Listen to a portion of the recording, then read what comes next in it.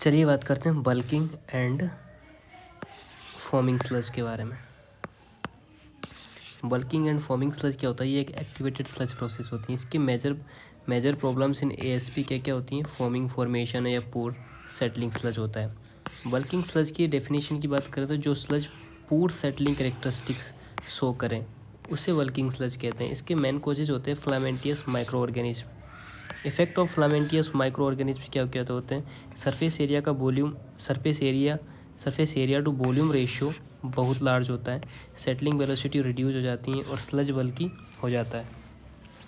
अब बात करते हैं हम कॉमन फ्लामेंटियस ऑर्गेनिज्म के बारे में। तो कौन कौन से होते हैं वो फ्लामेंटियस ऑर्गेनिज्म?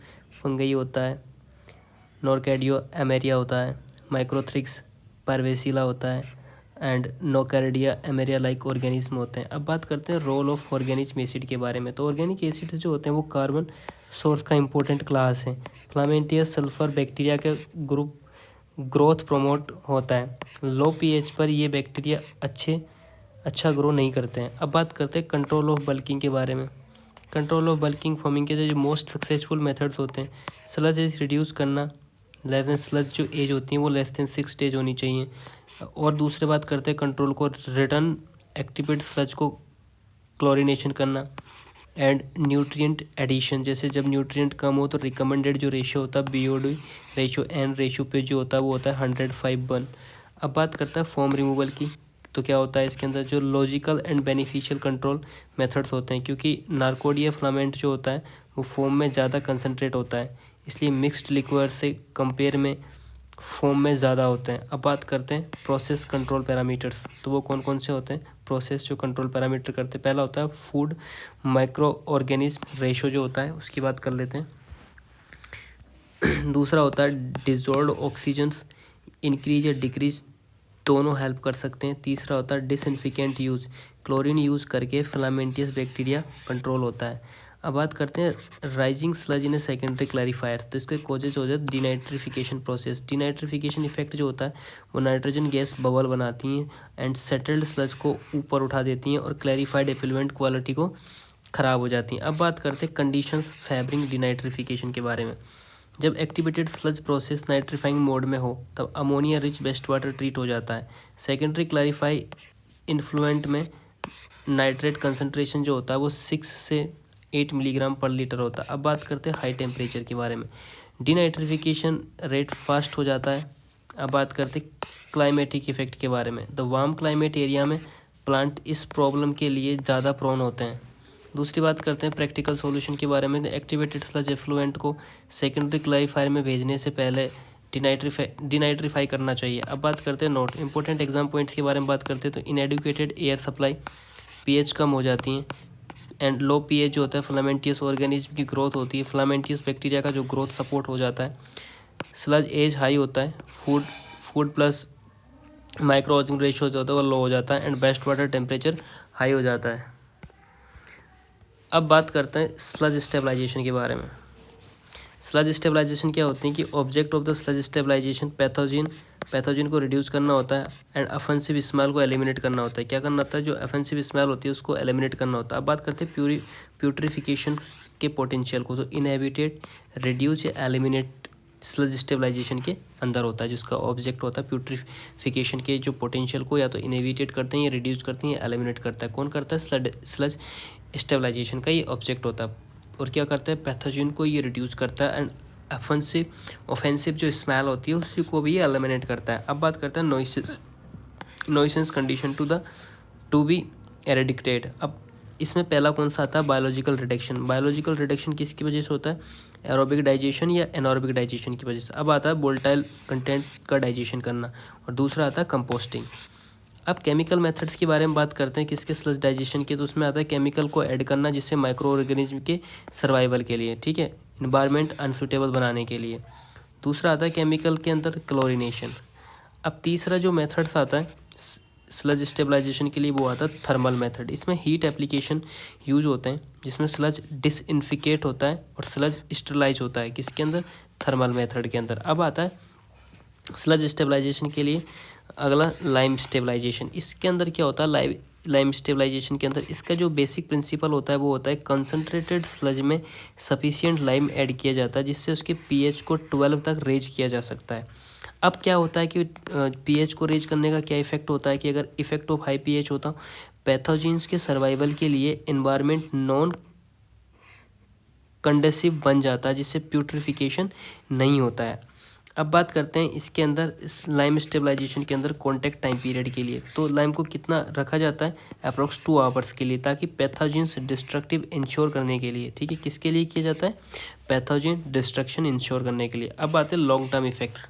इसके लॉन्ग टर्म इफेक्ट देखें तो हाई पीएच को सेवरल डेज के लिए मेंटेन करना या डिस्पोजल या रिड्यूस करने के लिए सफिशिएंट टाइम मिल जाता है। नेक्स्ट चलता है लाइम स्टेबलाइजेशन मेथड। तो लाइम स्टेबलाइजेशन मेथड का जो कंटिन्यू चल रहा है 2 मेथड्स होते हैं लाइम स्टेबलाइजेशन करने के। पहला होता है लाइम प्री ट्रीटमेंट, दूसरा होता है लाइम पोस्ट ट्रीटमेंट। तो पहला लाइम प्री ट्रीटमेंट के अंदर क्या होता है कि डिवाटरिंग से पहले लाइम ऐड किया जाता है और पोस्ट ट्रीटमेंट के अंदर क्या होता है कि डिवाटरिंग के बाद लाइम को ऐड किया जाता है। अब बात की जाती है लाइम का कंजम्पशन कैसे होता है। तो लाइम पोस्ट ट्रीटमेंट में लाइम कंजम्पशन ज़्यादा होता है, per unit weight of sludge processed होती है इसके अंदर। न्यू लाइम टेक्नोलॉजी की बात करें तो ये ड्राई लाइम एडिशन होता है। इसके एडवांटेज क्या है कि ड्राई लाइम यूज़ किया जा सकता है, एडिशनल वाटर ऐड करने की ज़रूरत नहीं होती है, डिवाटरिंग के लिए स्पेशल रिक्वायरमेंट नहीं है, इक्विपमेंट स्केलिंग प्रॉब्लम के अंदर एलिमिनेट हो जाती हैं। नेक्स्ट चलते हैं क्लोरीन स्टेबलाइजेशन। ये बेसिक कंसेप्ट हैं जिसके हम समझते हैं। ये process best water treatment sludge और साइड स्ट्रीम पर अप्लाई होता है जिसका मेन एम होता है प्यूट्रिस्क्राइब रिड्यूस करना होता है, पैथोजन कंसंट्रेशन को भी रिड्यूस करना होता है। अब बात आती है इसके एडिशनल बेनिफिट्स के बारे में। तो डाइजेस्टेड स्लज की डिवाटरेबिलिटी इंप्रूव होती है एंड रिसाइकल डाइजेस्ट सुपरनेटेंट का बेस्ट वाटर सिस्टम पर इम्पैक्ट कम होता है। उसके बाद बात करते हैं रीजन फॉर इफेक्टिवनेस। तो क्लोरीन रिएक्शन स्लज के साथ रैपिड होती हैं और रिएक्टर्स वॉल्यूम रिलेटिवली स्मॉल होते हैं, तो सिस्टम साइज और इनिशियल कॉस्ट कम होती हैं। अब बात करते हैं प्रोसेस आउटकम के बारे में कि इसकी प्रोसेस से क्या आउटकम्स होते हैं। तो वोलेटाइल सॉलिड का एप्रिसिएबल डिस्ट्रैक्शन नहीं होता है। दूसरा, एनॉर्बिक डाइजेशन के लिए उनकी मेथेन गैस जनरेट नहीं होती हैं और स्लज मास रिडक्शन वेरी लिटिल होता है। अब बात करते हैं क्लोरीन डिमांड के बारे में। तो क्लोरीन इक्विपमेंट स्लज की कैरेक्टरिस्टिक्स पर डिपेंड करती हैं और हर वेस्ट स्ट्रीम के लिए क्लोरीन डिमांड अलग अलग होती है। नेक्स्ट बात करते हैं design consideration in activated sludge के बारे में। तो इनका इंपॉर्टेंट डिज़ाइन टर्म जो होता है वो क्या होता है? पहला आता है एरिएशन पीरियड और हाइड्रोलिक रिटेंशन टाइम। तो ये डिसाइड करता है कि सीवेज एरिएशन टैंक में कितनी देर तक रहेगा। क्या डिसाइड करता है कि ये जो सीवेज होता है एरिएशन टैंक में कितने टाइम तक रहेगा। ये कौन डिसाइड करता है? एरिएशन पीरियड या हाइड्रोलिक रिटेंशन टाइम, HRT। इसका क्या फॉर्मूला होता है? इसका फॉर्मूला होता है T बराबर B/Q इन डेज। ओके, नेक्स्ट होता है T बराबर volume of aeration tank divide by quantity of waste water, है ना, इंटू 24। अगर आवर्स में अगर इसको देखना चाहो तो आपको इस तरीके से 24 से मल्टीप्लाई कर देना चाहिए। जैसे T बराबर B/Q, T बराबर Q, जहाँ पर ये जो T होता है वो aeration periods of the tank होता है, वॉल्यूम ऑफ एरिएशन टैंक होता है, B क्यों होता है quantity of waste water flowing into the aeration tank. जो एरिएशन टैंक के अंदर जो वाटर की क्वांटिटी फ्लो कर रही है वो Q से डिनोट होती है। उसके बाद एक्सक्लूसिव रिसाइकल्ड स्लज भी उसको बोला जाता है। दूसरा इंपॉर्टेंट टर्म जो है किसकी एक्टिवेटेड स्लज प्रोसेस की वो होती है वॉल्यूमेट्रिक BOD लोडिंग। तो ये क्या होती है? इसे ऑर्गेनिक लोडिंग भी कहते हैं। इसकी डेफिनेशन होती है per unit volume of aeration tank per day BOD of 5 load. ठीक है, इसका फॉर्मूला होता है volumetric BOD loading is equals to Q into Y0 divide by V। ठीक है, जहाँ पर ये जो Q होता है ये sewage flow into the aeration tank होता है जो मीटर क्यूब पर डे में होता है। Y0 जो होता है वो होता है effluent sewage BOD of 5 days और B होता है एरिएशन टैंक वॉल्यूम। अब बात करते हैं ये लोडिंग बायोलॉजिकल फिल्ट्रेशन के BOD लोडिंग जैसी होती हैं। कैसी होती हैं? जैसे बायोलॉजिकल फिल्टर के अंदर BOD लोडिंग होती है उसके जैसी होती हैं। तीसरा आता है food to microorganism ratio. इसमें क्या होता है? ये रेशो बताता है कि जो अवेलेबल फूड जो BOD होता है वर्सेस और दूसरा होता है माइक्रो ऑर्गेनिज्म मास के, दोनों के मतलब कि दोनों की चीज़ों को कंपेयर करके बताता है, ये रेशो बताता है इन चीज़ों का। और दूसरा होता है प्लांट परफॉर्मेंस इसी रेशो पर डिपेंड करता है। जो प्लांट की परफॉर्मेंस होती है ना, वो किस पे डिपेंड करता है, food to microorganism ratio पर डिपेंड करता है, किसकी, एक्टिवेटेड स्लज प्लांट की। नेक्स्ट चलते हैं स्लज एज के बारे में पढ़ते हैं। तो स्लज एज का मतलब होता है माइक्रो ऑर्गेनिज्म सिस्टम में कितने टाइम तक सर्वाइव करते हैं, जो ये स्लज होता है ना, ठीक है। और दूसरा होता है ट्रीटमेंट एफिशिएंसी, स्लज एज से डायरेक्टली रिलेटेड होती हैं। जो स्लज की जो ट्रीटमेंट एफिशिएंसी होती है ना, वो स्लज एज से डायरेक्ट रिलेटेड होती हैं। अब बात कर लेते हैं food to microorganism ratio के बारे में। तो इसके जो बेसिक मीनिंग होता है वो होता है कि फूड एफएम रेशो एक important rational organic loading rate है जो एक्टिवेटेड स्लज प्रोसेस में यूज होता है। ये बीओडी लोडिंग को माइक्रोवायल मास के रिस्पेक्ट में एक्सप्रेस किया जाता है, ठीक है। नेक्स्ट चलते हैं concept of F and food and micro organism ratio के। तो जो फूड जो होता है सिस्टम पर अप्लाई किया गया डेली बीओडी लोड होता है, जिसकी यूनिट होती है किलोग्राम और ग्राम पर डे में। और जो माइक्रो ऑर्गेनिज्म जो होता है, इसका मतलब होता है कि एरिएशन टैंक के मिक्स्ड लिक्वर में टोटल माइक्रोवायल मास जो होता है ना, वो ये एम होता है, जो एमएलएस के फॉर्म में भी रिप्रेजेंट होता है। तो आपको एमएलएस जब भी बोलूँगा मैं तो कंफ्यूज नहीं होता है, इसको आपको एम माइक्रो ऑर्गेनिज्म लेके चलना। जो एक ये क्या होता है, एरिएशन टैंक के अंदर जो मिक्स्ड लिक्विड में जो टोटल माइक्रोवायल होते हैं ना, वो होता है। अब बात करते हैं formula F by M ratio का। तो एफ बाई एम रेशो का फॉर्मूला होता है daily BOD loading applied gram पर day divide by total microbial in mass. अब बात करते हैं बीओडी, जो बीओडी का जो फूड है उसकी बात करते हैं। तो ये पे यार ये पेंसिल बड़ी घटिया ले ली मैंने। ये होती है एफ बराबर क्यू इंटू बाई नॉट, ठीक है। और जो माइक्रोबायल मास जो होता है वो होता है एम बराबर एमएलएसएस इंटू वी, ठीक है। इसका जो फाइनल एक्सप्रेशन होता है किसका, एफ बाई एम रेशो का, वो होता है Q into Y naught divide by B into X naught, ठीक है। इम्पोर्टेंस चीज़ें बात कर लेते हैं एफ आई एम रेशो की। तो ए एस पी में बीओडी रिमूवल का मेन कंट्रोलिंग फैक्टर होता है ये। अगर लोअर एफ एम रेशो होता है तो बीओडी जो होती है, बीओडी रिमूवल हायर होती हैं। एफ एम रेशो को एमएलएसएस कंसंट्रेशन चेंज करके वेरी किया जा सकता है। अगली चीज़ आती है स्लज एज। तो स्लज एज के बारे में पढ़ते हैं। तो इसकी क्या डेफिनेशन होती है, स्लज एज एक ऑपरेशन पैरामीटर है। ये एफ बाई एम रेशो से रिलेटेड होता है और एवरेज टाइम बताता है जिसमें सस्पेंडेड सॉलिड एरिएशन के अंदर रहते हैं और बायोलॉजिकल सॉलिड का रेजिडेंस टाइम ये शो करता है। अब बात करते हैं जनरल फॉर्मूला के बारे में, स्लज एज के बारे में। थीटा सी जो मास ऑफ एमएलएसएस इन सिस्टम होता है वो मास ऑफ सॉलिड लिविंग पर डे होता है। अब बात करते हैं mass of solid in reactors के बारे में। तो जो एम बराबर होता है वो होता है B into M L S S, ठीक है। और जो एम बराबर होता है वो होता है बी इंटू एक्स नॉट। अब बात करते हैं solid living in the system. ये जो बेस्ट स्लज, एक मिनट गाइज मैं इस पेंसिल को ठीक कर लेता हूँ।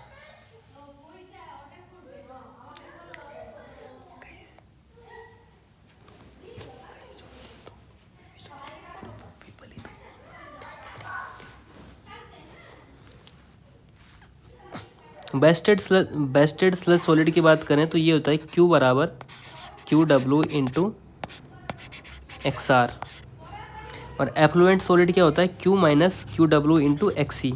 और टोटल सॉलिड रिमूव जो होता है वो होता है Q W X R plus दोनों को ऐड किया जाता है, ठीक है। किस को, बेस्टेड स्लज सॉलिड को और एफ्लुएंट सॉलिड को।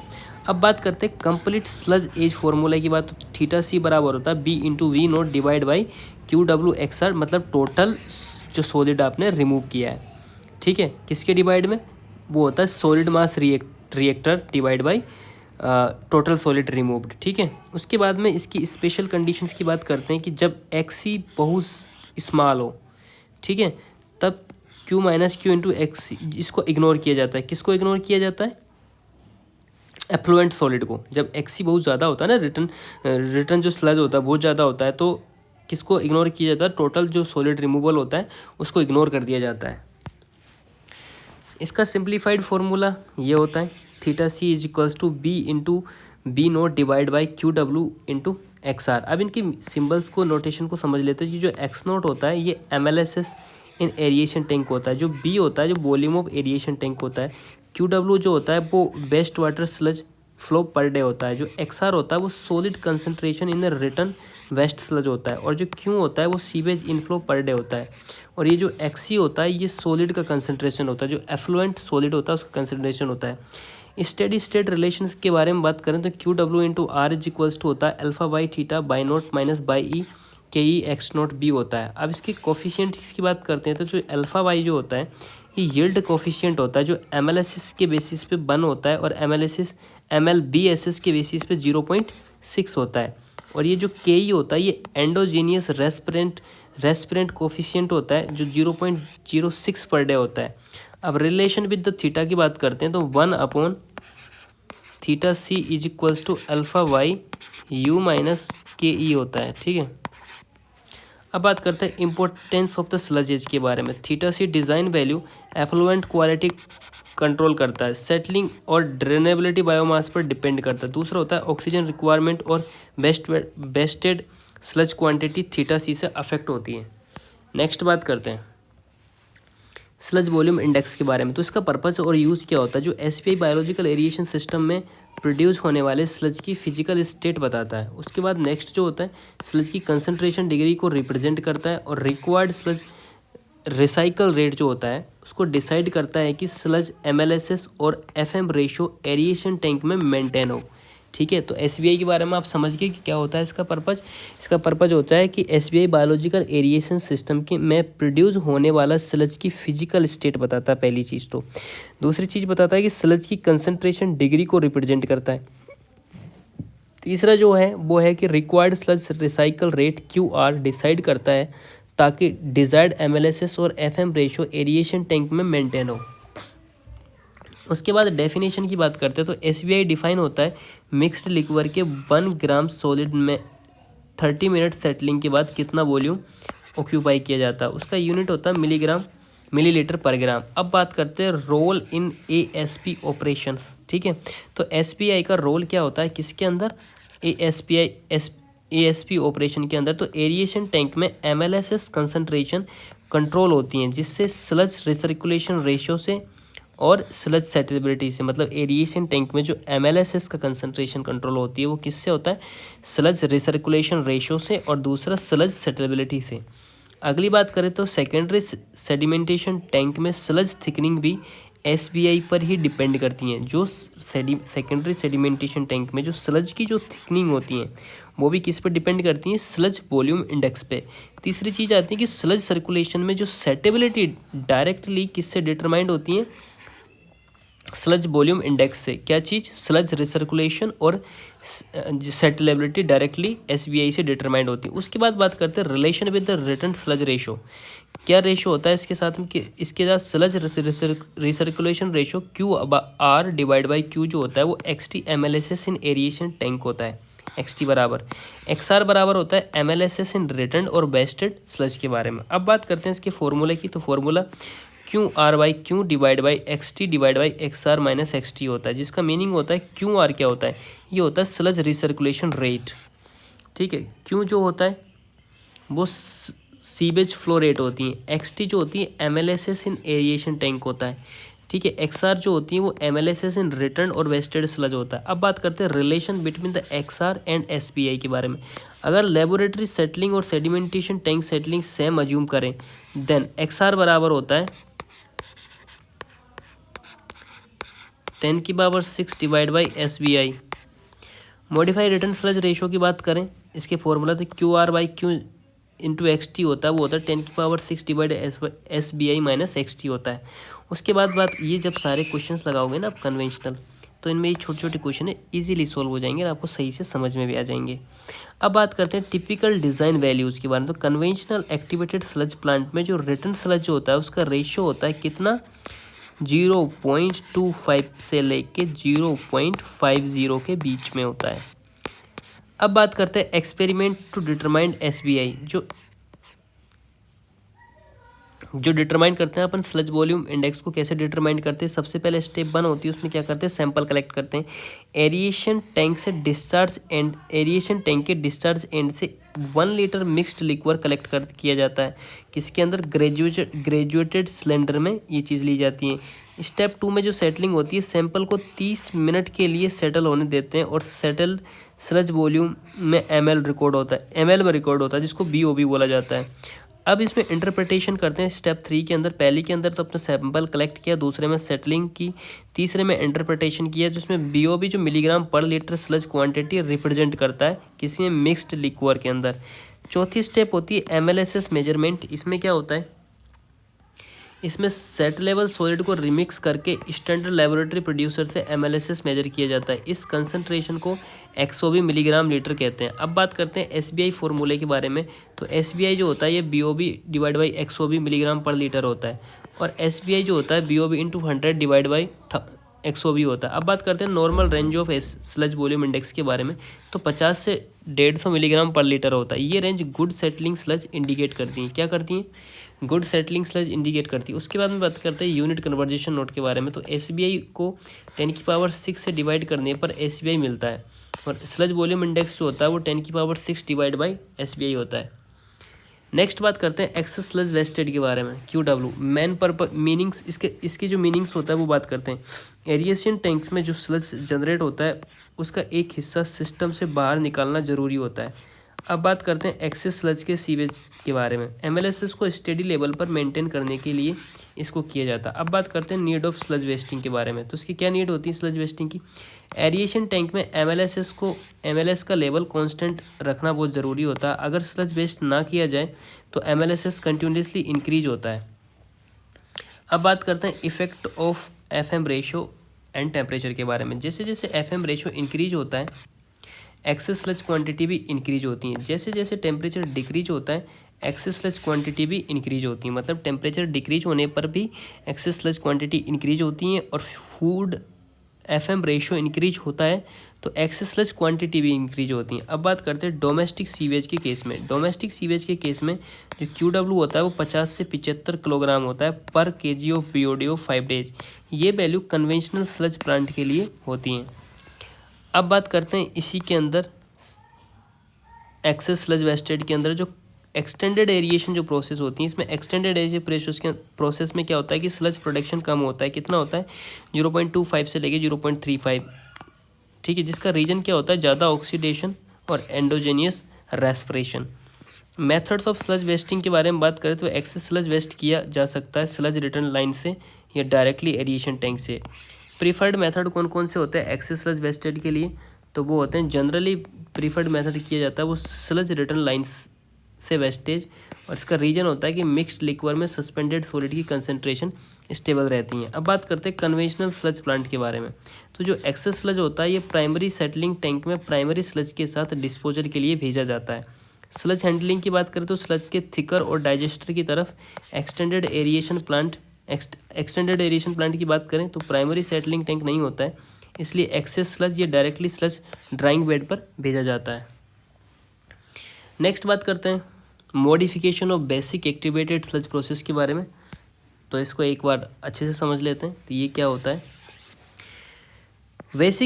बेसिक एक्टिवेटेड स्लज प्रोसेस में क्या होता है कि इसको कन्वेंशनल एरिएशन प्रोसेस भी कहा जाता है। रिसर्कुलेटेड स्लज ऐड किया जाता है एरिएशन टैंक के इनलेट एंड पर, जिससे एरिएशन टैंक के ऑपरेशन की बात करें तो एसेंशियली एक सिंगल डोज टैंक जैसा बिहेव करता है, जो फ्लो रेजिम प्लग फ्लो होता है और कम्प्लीटली मिक्स फ्लो नहीं होता। अब प्लग फ्लो का कैरेक्टरिस्टिक्स क्या होता है, ये सीवेज एरिएशन टैंक के अलोंग प्रोग्रेसिवली मूव करता है और टैंक के बाकी कंटेंट के साथ इमीडिएटली मिक्स होता है, ठीक है, और इनकमिंग सीवेज का रैपिड डिस्पर्जल होता है। अब बात करते हैं फ्लो रेजिम टाइम्स के बारे में।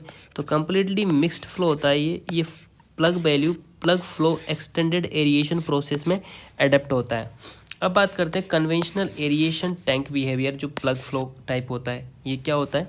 प्लग फ्लो किस टाइप का होता है? Conventional aeration tank behaviour. Tank के इनलेट पर जो एफएम का रेशो होता है वो हाई होता है, और ऑक्सीजन डिमांड भी यहाँ पर क्या होती है? हाई होती है। मतलब एफएम रेशो हाई है तो ऑक्सीजन डिमांड भी हाई है। अब बात करते हैं टैंक के इनलेट पर बात हो गई। अब टैंक की लेंथ के अलोंग बात करते हैं। तो टैंक की लेंथ के अलोंग जो एफएम रेशो ग्रेजुअली इंक्रीज होता है और ऑक्सीजन डिमांड भी डिक्रीज होती है ना। तो कंप्लीट मिक्सिंग सिस्टम में एफएम रेशियो और ऑक्सीजन डिमांड यूनिफॉर्म रहती हैं। अब बात करते हैं ऑक्सीजन डेफिशिएंसी इन ए प्लग फ्लो या कन्वेंशनल एरिएशन टैंक बिहेवियर के अंदर बात करें तो प्लग फ्लो सिस्टम में ऑक्सीजन डेफिशिएंसी हो सकती है। ये डेफिशिएंसी हो सकती है कहाँ पर? इनिशियल जोन में या बाद के रीचेज एरियाज के अंदर। अब बात करते हैं प्रोसेस अरेंजमेंट किसकी? एक्टिवेटेड स्लज प्रोसेस के अंदर। या इसमें कन्वेंशनल सिस्टम हमेशा प्राइमरी सेटलिंग टैंक से पहले ही होता है। प्लांट के मेन यूनिट्स के बारे में बात करते हैं कि इस प्लांट में मेन यूनिट कौन कौन सी होती है। तो इसके अंदर क्या क्या होता है? एरिएशन टैंक होता है, दूसरा सेकेंडरी टैंक होता है, स्लज रिटर्न लाइन होती हैं, एक्सेस स्लज वेस्ट लाइन होती हैं जो डाइजेस्टर तक लीड करती हैं। अब परफॉर्मेंस बात करते हैं। बीओडी रिमूवल एफिशिएंसी कितनी होती है? 85 से लेकर 92% तक। Limitation of the conventional system की बात करते हैं तो एरिएशन टैंक का जो वॉल्यूम रिक्वायरमेंट ज़्यादा होता है और ऑपरेशनल स्टेबिलिटी कम होती है। जब एक्सेसिव वेरिएशन हो तो इनफ्लो रेट या बीओडी स्ट्रेंथ दोनों कम हो जाती है। नेक्स्ट बात करते हैं, ठीक है। तो इसको एक बार दूसरी लैंग्वेज में भी देख लेते हैं, मतलब अच्छे से एक और इसका रिवीजन कर लेता हूँ। तो क्या होता है इसके अंदर? दोबारा पढ़ते हैं। Modifications of the basic activated sludge process. तो इसका बेसिक एक्टिवेटेड स्लज प्रोसेस क्या होती है? इसको also called conventional aeration process, and recirculated sludge is added at the inlet end of the aeration tank. aeration tank के operation क्या होते हैं कि act as essential as a single dose tank. flow regime is a plug flow, okay, not a complete mixed flow. Let's talk about the plug flow characteristics के बारे में। तो sewage moves progressively along the aeration tank unmixed with the rest of the tank contents, result in rapid dispersal of the incoming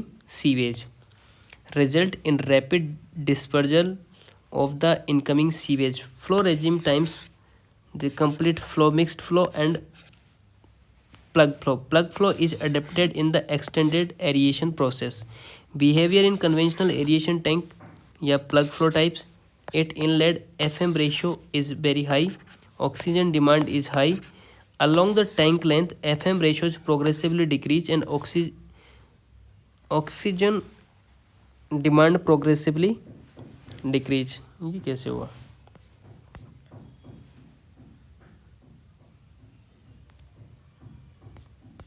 नहीं सही है। जो FM ratio progressively decrease होता है यहाँ पर किसके अंदर? अलोंग द टैंक लेंथ के, और ऑक्सीजन डिमांड भी प्रोग्रेसिवली डिक्रीज होता है। तो complete mixing system FM ratio and oxygen demands are uniform. Oxygen deficiency in plug flow में causes oxygen deficiency occur in initial zone and subsequented reaches. Process of arrangement. The conventional system is always proceed by the primary tank.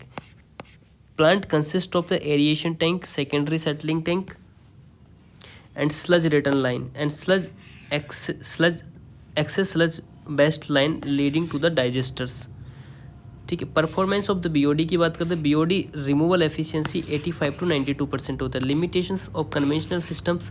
Aeration tank volume requirement is high, lack of operational stability during excessive variation in the rate of inflow and BOD.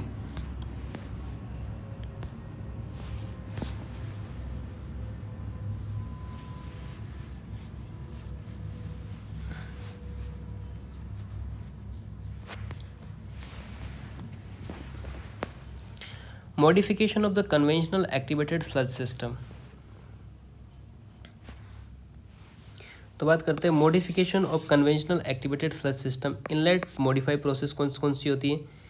Tapered aeration process, step aeration process, contact stabilization process, complete mix process, modification aeration process, extended aeration process and activated aeration process. ये कौन सी है? ये होती है, ये modification of the conventional activated sludge system के अंदर आती है। तो सबसे पहले डिस्कस कर लेते हैं हम tapered aeration process. Compressed air supply eight inlet and पर ज़्यादा होती हैं। जो कंप्रेस्ड एयर सप्लाई होती है वो कहाँ ज़्यादा कहाँ होती है? Eight inlet. आउटलेट एंड की तरफ ग्रेजुअली कम हो जाती हैं। Reason at inlet BOD concentration, इसलिए ऑक्सीजन डिमांड भी हाई होती है। एडवांटेज की बात करें तो एरिएशन टैंक में एयर का ऑप्टिमल डिस्ट्रीब्यूशन इंश्योर करता है। उसके बाद में दूसरी बात करते हैं स्टेप एरिएशन प्रोसेस। इसके अंदर क्या होता है कि सीवेज का इंट्रोडक्शन जो होता है एरिएशन टैंक के लेंथ के अलोंग होता है और सेवरल स्टेप में इंट्रोड्यूस किया जाता है। रिटर्न स्लज जो टैंक के हेड इनलेट पर इंट्रोड्यूस किया जाता है, किसको? स्लजेज को। इसकी प्रोसेस अरेंजमेंट क्या होती है? प्राइमरी सेडिमेंटेशन से सेटल स्वीपेज aeration tank, secondary clarifier, effluent outlet, return sludge line and waste sludge line. Effect of step in feeding की बातें करें। Effect of step feeding tank के पूरे लेंथ में यूनिफॉर्म एयर रिक्वायरमेंट होती हैं। कन्वेंशनल प्लांट का यूनिफॉर्म एयर सप्लाई यूज होता है। Aeration tank volume appreciable reduce होता है। बीओडी रिमूवल एफिशिएंसी कम होती है। एप्लीकेशन की बात करें तो सोक ऑर्गेनिक लोडिंग एब्जॉर्ब करने की अच्छी कैपेसिटी होती है। लार्ज प्लांट के लिए सूटेबल होता है। Capacity up to 1000 mld। Contact stabilization process, जिसे बायो एब्जॉर्प्शन प्रोसेस भी बोला जाता है, इसकी प्रोसेस होती है कोलाइडल वेस्ट वाटर ट्रीटमेंट के लिए डिज़ाइन करना। इसका contact aeration stage sewage plus recycled sludge and special mixing tank के contact time. Short aeration tank के बारे में बात करते हैं, अबाउट 0.5 से लेकर 1.5 आवर्स होता है। ऑर्गेनिक मैटर एक्टिवेटेड स्लज फ्लॉक्स पर एब्जॉर्ब हो जाते हैं। And secondary settling tank absorb organic और फ्लॉक यहाँ रिमूव होते हैं। एफ्लुएंट कॉन्टैक्ट टैंक से एंटर करता है। नेक्स्ट बात करते हैं स्लज री एरिएशन, ये स्टेबलाइजेशन टैंक के बारे में। सेटल्ड स्लज एरिएशन टैंक में भेजा जाता है। ऑर्गेनिक स्टेबलाइज होता है 3 to 6 आवर्स में। स्टेबलाइज स्लज वापस इन्फ्लुएंट के साथ मिक्स होता है। नेक्स्ट बात करते हैं इफेक्टिवनेस। कोलाइडल और सस्पेंडेड ऑर्गेनिक रिमूवल में इफेक्टिव होता है। सोलेबल ऑर्गेनिक के लिए उतना इफेक्टिव नहीं होता है। Suitable for the fresh domestic sewage, जिससे सोलेबल बीओडी कम होता है। बात करते हैं एडवांटेज और ओवर कन्वेंशनल सिस्टम की। सोक ऑर्गेनिक लोडिंग हैंडल कर सकता है। बायोलॉजिकल बफरिंग होती है स्लज एरिएशन टैंक की वजह से। टॉक्सिक सब्सटेंस के अगेंस्ट ज़्यादा रेजिस्टेंस होता है। एयर रिक्वायरमेंट की बात करें तो कन्वेंशनल सिस्टम के बराबरी एयर सप्लाई इक्वली डिवाइडेड हो जाती है। किस किस में? कॉन्टैक्ट एरिएशन टाइम में और स्लज एरिएशन टैंक के अंदर। ओवरऑल परफॉर्मेंस की बात करें तो टोटल एरिएशन टाइम काफ़ी रिड्यूस हो जाता है। प्लांट कैपेसिटी इंक्रीज होती है। Application medium size plant capacity up to the 40 mld होती है। अगला आता है कंप्लीट मिक्स प्रोसेस। इसका डेवलपमेंट स्मॉल सिटीज़ के लिए डेवलप्ड होता है, जहाँ सीवेज में हावर्ली वेरिएशन काफ़ी होता है। कन्वेंशनल प्लांट के अंदर बायोलॉजिकल स्टेबिलिटी प्रॉब्लम थी। फ्लो रेजाइम की बात करें तो प्लग फ्लो की जगह कंप्लीट मिक्स्ड फ्लो भी यूज होता है। सीवेज रिटर्न स्लज में कम्प्लीटली मिक्स होता है। मिक्सिंग प्योर एरिएशन टैंक में यूनिफॉर्म होती है। अब बात करते हैं फ्लो अरेंजमेंट के बारे में। सीवेज और रिटर्न स्लज एक साइड यूनिफॉर्मली डिस्ट्रीब्यूट होता है। एरिएशन सीवेज अपोजिट साइड से विड्रॉ होता है। सेटलिंग टैंक्स की बाद से एफ्लुएंट निकलता है और एक्सेस स्लज रिमूव होता है और रिसर्कुलेटेड स्लज वापस जाता है। उसके बाद एडवांटेज की बात करते हैं एरिएशन टैंक का वॉल्यूम कम्प्लीटली स्मॉल होता है। शॉक लोडिंग ऑर्गेनिक लोडिंग पर ज़्यादा ऑपरेशनल स्टेबिलिटी होता है। टॉक्सिक बायोडिग्रेडेबल वेस्ट की बात करें जैसे फिनोल ट्रीट हो सकता है। प्लांट अपसेट का रिस्क कम होता है। एप्लीकेशन की बात करते हैं किसकी कंप्लीट मिक्स फ्लो की, तो small capacity plant less than 25 mld होता है। मॉडिफिकेशन एरिएशन प्रोसेस की बात करें तो व्हेन अडेप्टेड, जब इंटरमीडिएट क्वालिटी एफ्लुएंट एक्सेप्टेबल हो। नेक्स्ट चलते हैं जिससे एफ्लुएंट का यूज़ फार्मिंग के लिए हो। इकोनॉमिक एस्पेक्ट की बात करें तो कंस्ट्रक्शन कॉस्ट कम होती हैं, एरिएशन कॉस्ट भी सेविंग होती हैं। उसके बाद बात करते हैं प्रोसेस ऑफ कैरेक्टरिस्टिक्स के बारे में। प्राइमरी सेडिमेंटेशन टैंक रिक्वायर्ड नहीं होता है। Short aeration period, high volume loading, high FM ratio, sludge return कम होता है। MLS कंसनट्रेशन भी लो होती है। उसके बाद परफॉर्मेंस की बात करते हैं बीओडी रिमूवल रिलेटिवली लो होता है, जिसके अबाउट 60 से 75%। एप्लीकेशन की बात करें तो large plant capacity about 200 mld होता है। एक्सटेंडेड एरिएशन प्रोसेस की बात करते हैं जो फ्लो स्कीम होती है कम्प्लीटली मिक्स प्रोसेस जैसा होता है। मिक्सिंग रिजाइम इसके सिमिलर होता है। प्राइमरी सेडिमेंटेशन की बात करें तो जनरली अवॉइडेड होता है। ग्रिड चैम्बर या कम्युनिटर स्क्रीनिंग के लिए दिया जाता है। अब बात करते हैं एरिएशन कैरेक्टरिस्टिक्स के बारे में। तो एरिएशन पीरियड बहुत लंबा होता है, अबाउट 12 से 24 घंटे। ऑर्गेनिक लोडिंग लो होता है। MLS कंसनट्रेशन हाई होता है। फूड बाई एम रेशो जो होता है वो भी लो होता है। परफॉर्मेंस की बात करते हैं तो BOD removal efficiency about 90 to 98% होती है। ऑक्सीजन रिक्वायरमेंट भी इसमें हाई होती है और रनिंग कॉस्ट भी इसकी इंक्रीज होती है। अब बात करते हैं स्लज हैंडलिंग के बारे में। तो सेपरेट स्लज डाइजेस्टर रिक्वायर्ड नहीं होता है, एंडोजीनियस रेस्पिरेशन ज़्यादा होता है, स्लज वेल स्टेबलाइज्ड होता है। एडवांटेज की बात करते हैं excess sludge protection minimum, operation simple होता है, प्राइमरी सेटलिंग और डाइजेशन एलिमिनेटेड होता है। एप्लीकेशन की बात करते हैं small quantity, sewage flow less than 4 ml होता है। एक्टिवेटेड स्लज एडिशन प्रोसेस की बारे में बात करते हैं तो उसका बेसिक कंसेप्ट होता है 2 conventional activated sludge plant parallel में ऑपरेट करते हैं। स्लज मैनेजमेंट में एक यूनिट की सेकेंडरी सेटलिंग से एक्सेस एक्टिवेटेड स्लज को दोनों यूनिट के एरिएशन टैंक को सप्लाई किया जाता है। दूसरे यूनिट स्लज की बात करें तो फाइनल डिस्पोजल के लिए पंप होता है। अब इसके एडवांटेज की बात करें तो कंस्ट्रक्शन कॉस्ट रिड्यूस होती हैं, ऑपरेशनल कॉस्ट भी कम होती हैं और ट्रीटमेंट परफॉर्मेंस कन्वेंशनल जैसा ही होता है।